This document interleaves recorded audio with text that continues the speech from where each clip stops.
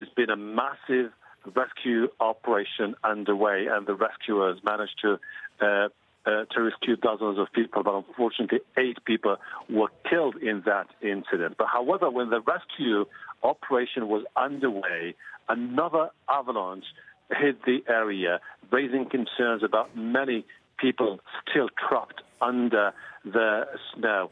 There's been efforts underway to look for survivors, but this is an area that faces bad, harsh weather conditions, blizzards, snowfalls, and raising many concerns among people that this could hinder the rescue operation in the coming hours.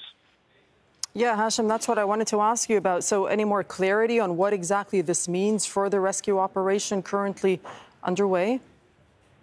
Well, when you see the first images of the frantic rescue operation underway, parts of the bus that is buried under the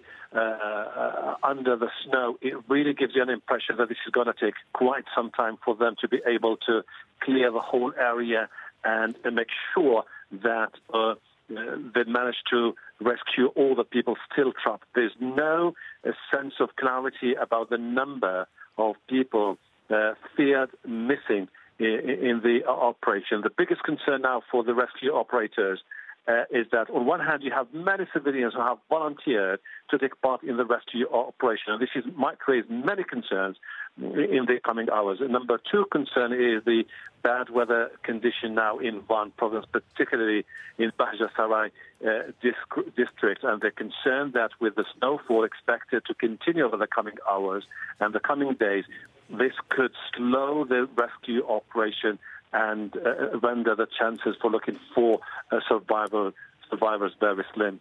Okay, Hashim, we'll cross back to you a little later. Thank you for that update from Turkey.